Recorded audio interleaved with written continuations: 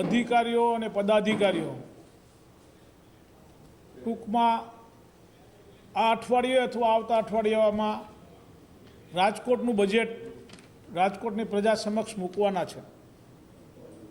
અમારી એક લાગણી અને રાજકોટના લોકો પાસેથી લીધેલા પ્રશ્નો 2026-27ના આ બજેટમાં સમાવવા માટે અમે લાગણીથી માગણી કરવાના છીએ અને બજેટ એવું બનાવવું જોઈએ ચૂંટણી નિર્ભર નહીં પરંતુ આત્મનિર્ભર અને વાસ્તવિક બજેટ બનાવવા માટેની અમે માન્ય સ્ટેન્ડિંગ કમિટીના ચેરમેનને કમિશનરને આજે અમારા રાજકોટ સમગ્ર રાજકોટના દરેકે દરેક વોર્ડમાંથી ફરીને જે બનાવેલા પ્રશ્નો છે એ પ્રશ્નો મૂકી લોકોના નિકાલ માટે યોગ્ય વ્યવસ્થા કરવા બજેટમાં સમાવવા માટે અમે આજે કમિશનરને અને માન્ય સ્ટેન્ડિંગ ચેરમેનને મળવા જવાના છે।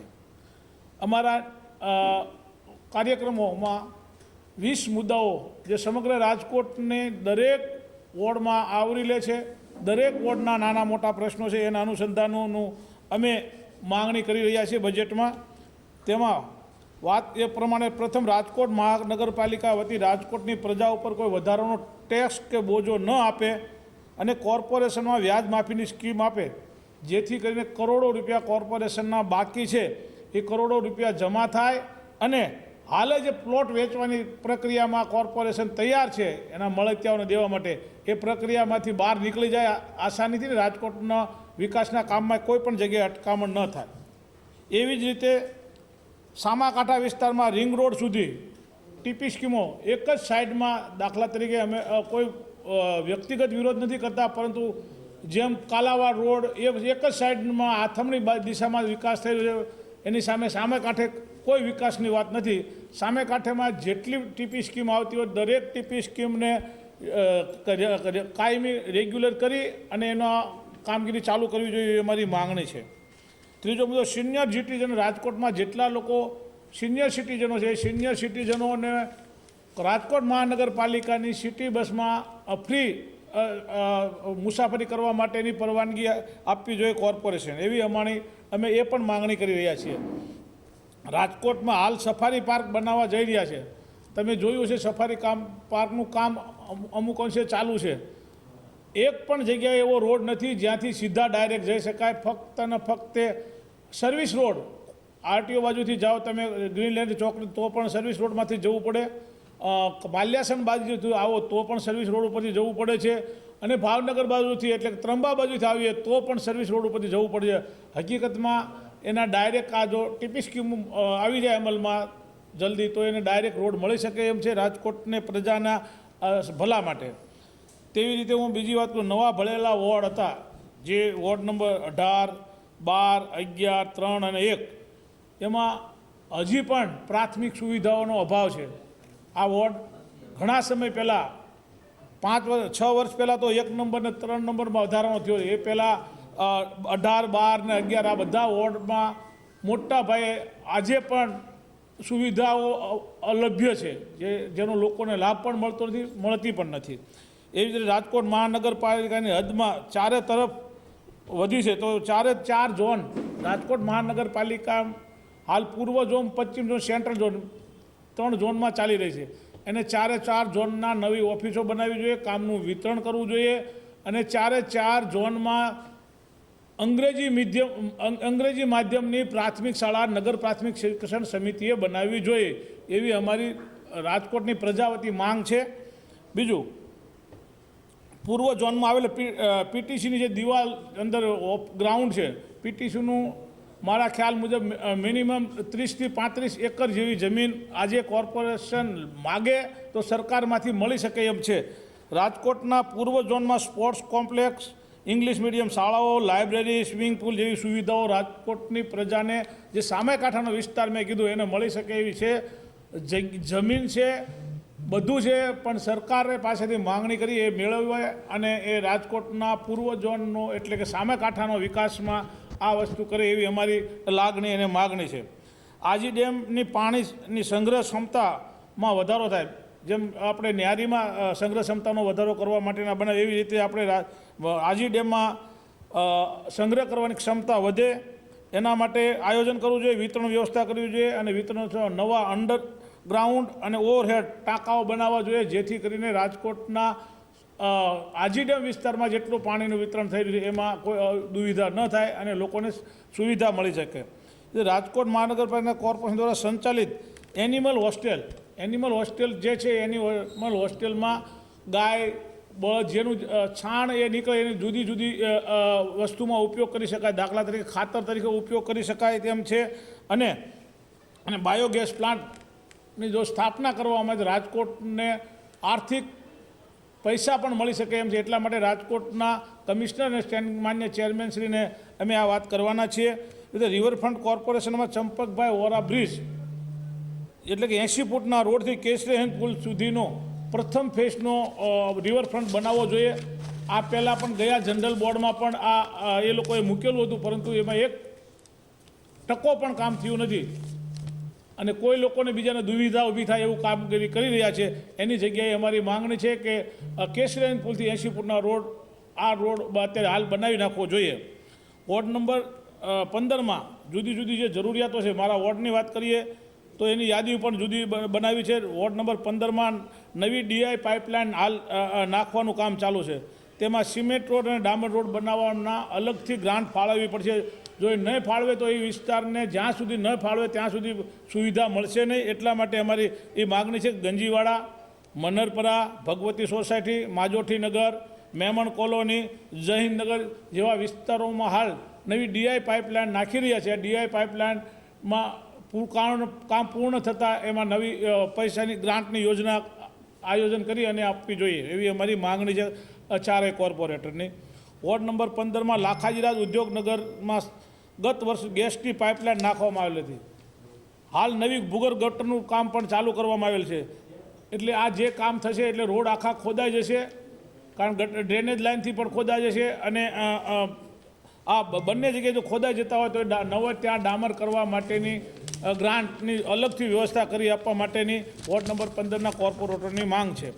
એવી જ રીતે વોર્ડ નંબર 15માં સત્યમ પાર્ક આવેલું છે, જ્યાં જૂના પેવિંગ બ્લોક નાખેલા છે. એ જૂના પેવિંગ બ્લોક કાઢી એ આખા વિસ્તારમાં સીસી રોડની અમારી માંગણી છે અને એ માંગણી સત્વરે કોર્પોરેશન માન્ય રાખે એવી પણ અમે માંગ કરી રહ્યા છીએ.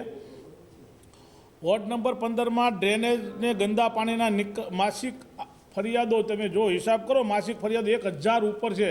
એટલે ટોટલ 12,800 જેવી ફરિયાદો ટોટલ એક વર્ષની છે.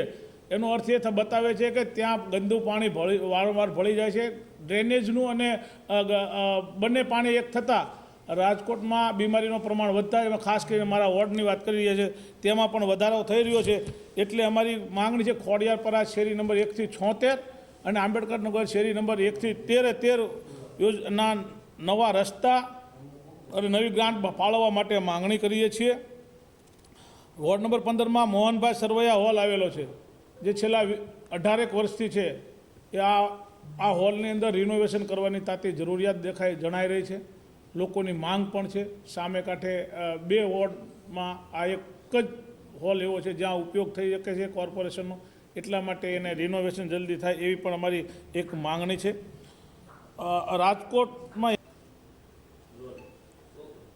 રાજકોટ શહેર કોંગ્રેસ કાર્યાલય ખાતે વિરોધ પક્ષના નેતાશ્રી તેમજ 3 અમારા કોર્પોરેટરો દ્વારા પ્રેસ વાર્તામાં તમામ ઇલેક્ટ્રિક મીડિયા, વર્તમાનપત્રો અને સોશિયલ મીડિયાના મિત્રોનું સ્વાગત છે.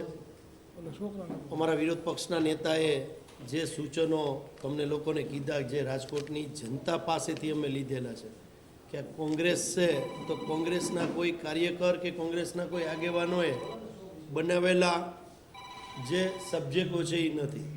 કોંગ્રેસ છે એ સત્તા કરતાં લોકોની વેદનાને વાચા આપવા માટે વધારે તત્પર છે. એના માટે રાજકોટ શહેર કોંગ્રેસ દ્વારા કોંગ્રેસ આપકે દ્વારનો કાર્યક્રમ વોર્ડ નંબર 4થી મેયરશ્રીના વોર્ડથી શરૂઆત કરી હતી. ત્યાં પણ ઘણા બધા મીડિયાના મિત્રો હતા, એટલે ખ્યાલ છે કેવી પરિસ્થિતિ થઈ હતી. એવી જ રીતે ward number 10, ward number 3, ward number 15, ward number 14 જે લોકો ઈચ્છી રહ્યા છે એ પરિસ્થિતિને અનુરૂપ અમે 20 મુદ્દા આજે વિરોધ પક્ષના નેતાની આગેવાની સહ 4 કોર્પોરેટરો દ્વારા ત્યાં કમિશનરશ્રી અને સ્ટેન્ડિંગ કમિટીના ચેરમેનને રજૂઆત કરવાની છે.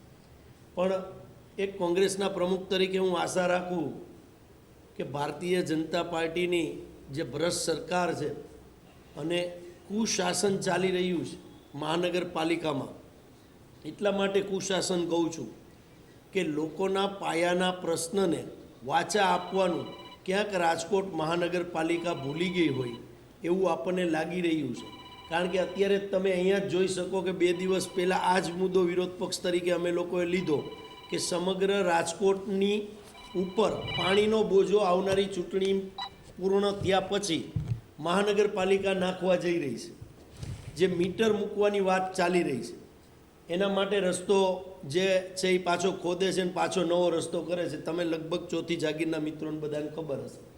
પણ આપના માધ્યમથી માત્ર ચૂંટણીલક્ષી બજેટ ન બને અને વર્તમાનમાં રાજકીય બાજુને સાઈડ ઉપર મૂકીને સ્થાનિક સ્વરાજની સંસ્થા એટલે કે રાજકોટ મહાનગરપાલિકા જે લોકોની સુખાકારી માટે કામ કરવાનું હોય, ચાહે કોંગ્રેસની બોર્ડ બેઠું હોય કે ભારતીય જનતા પાર્ટીનું બેઠું હોય, કોર્પોરેટરો કોંગ્રેસના હોય કે ભારતીય જનતા પાર્ટીના હોય, પણ આજે વિસ્તારમાં તમે પૂછવા જાઓ તો રાજકોટની જનતાને 15 નંબર બાદ કરતાં કોર્પોરેટરોના મેજોરિટી ભારતીય જનતા પાર્ટીના એમ કહો કે 72 કોર્પોરેટરોમાંથી 10 કોર્પોરેટરોના નામ બોલો, મોઢે નહીં બોલી શકે. અને આપને મીડિયાના મિત્રોને પણ કહું છું, કોઈ પણ રાહદારીને આપણે પૂછવાનો આ પ્રશ્ન મારી છૂટ, બરાબર, પણ અમારા કોર્પોરેટરો જીતા નથી એવા કોર્પોરેટરો છે જેના નામ તમને આમ પ્રજામાંથી મળશે.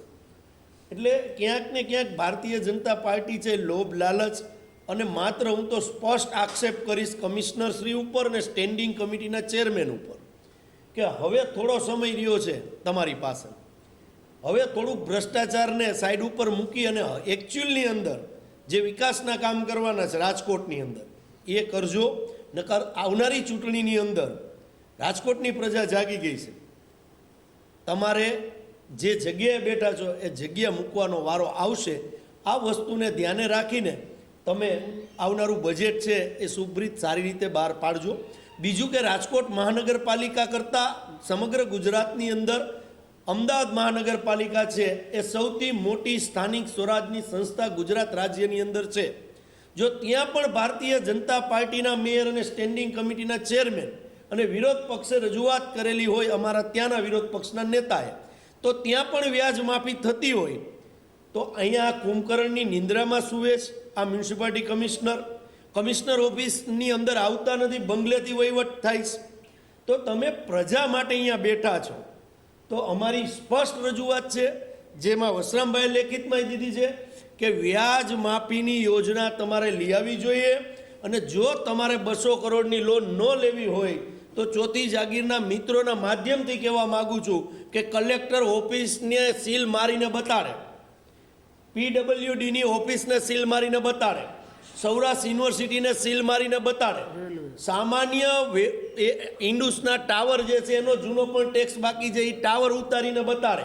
મ્યુનિસિપાલિટી કમિશનર જો સિંઘમ બનવાની ટ્રાયમાં હોય તો, પણ માત્ર ને માત્ર નાના વેપારીઓને દબાવવા, કોઈનો 50,000 લાખ રૂપિયાનો વેરો બાકી હોય એની દુકાનને સીલ મારવું, કોઈના મકાનને સીલ મારવું, માનસિક રીતે પ્રજાને પરિતાપ કરવી એ એનો અધિકાર નથી. પ્રજાને રાહત દેવી એના માટે એ મ્યુનિસિપાલિટી કમિશનર મેયરશ્રી હોય કે સ્ટેન્ડિંગ કમિટીના ચેરમેન હોય, આપના માધ્યમથી કહેવા માગું છું કે આ બાબતો ઉપર વિચાર કરે. નકર આવનારા દિવસોની અંદર કોંગ્રેસ મોટી લડાઈ લોકો માટે લડવા માટે તત્પર છે. કોંગ્રેસ આપકે દ્વારનો અમારો કાર્યક્રમ ચાલુ છે. 18 વોર્ડ પૂરા થયા એટલે અમે ભારતીય જનતા પાર્ટી અને મ્યુનિસિપાલિટી કમિશનરને કહેવા માગીએ છીએ આપના માધ્યમથી કે જે વેદના પ્રજાની આવી છે એ વેદના અમે તમારી ઓફિસમાં ટાળવવા માટે, આક્રમક મૂડમાં ટાળવવા માટે કોંગ્રેસ તત્પર છે.